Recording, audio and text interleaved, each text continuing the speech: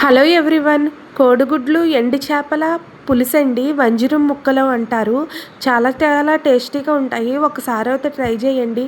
ఏమీ లేదండి, బాండీ పెట్టుకుని ఆయిల్ అయితే వేసుకుని ఆయిల్ బాగా మరిగిన తర్వాత కోడిగుడ్డులని ఆయిల్లో వేసేసి కలర్ చేంజ్ అయ్యే వరకు బాగా వేగించి పక్కకైతే తీసేయండి. తర్వాత అదే ఆయిల్లోని ఉల్లిపాయ ముక్కలు, పచ్చిమిరపకాయ ముక్కలు తగినన్ని వేసుకుని కలరు చేంజ్ అయ్యే వరకు ఒక 15 నిమిషాలు అలా అలా కలుపుతూ ఉండండి. అలా అలా కలిపిన తర్వాత ఒక్క 2 టేబుల్ స్పూన్ల కళ్ళుప్పు అయితే వేయండి.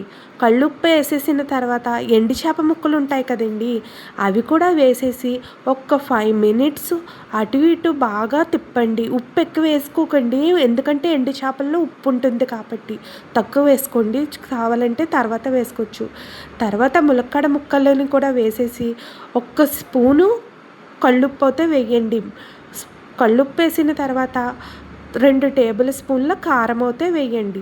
వేసేసి అవి ముక్కలకి పట్టేలాగా ఒక 15 నిమిషాలు అటు ఇటు బాగా కలపండి. ఆ ముక్కలకి కారం బాగా పట్టింది అనిపించుకుని అప్పుడు 1 గ్లాసు ఆ ముక్కలన్నీ ములిగేలాగా వాటర్ అయితే పోసుకోండి. ఆ ముక్కలన్నీ ములిగిన తర్వాత వాటర్ పోసుకుంటారు కదా, ఆ వాటర్ బాగా మరిగించండి. బాగా మరిగించిన తర్వాత అలా మరుగుతున్నప్పుడు కోడిగుడ్లు వేగించి పక్కన పెట్టుకున్నాము కదా, ఆ కోడిగుడ్లు అన్నిటిని ఆ వాటర్లో అయితే పోసేయండి. అదే వేసేయండి. వేస్తేనే ఆ కోడిగుడ్లకి ఉప్పు కారం అయితే బాగా పడుతుంది.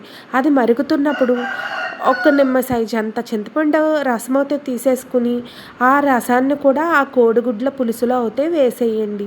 కోడిగుడ్ల పులుసులో వేసేసిన తర్వాత ఒక 5 నిమిషాలు అటు ఇటు బాగా కలుపుతూ ఉండండి.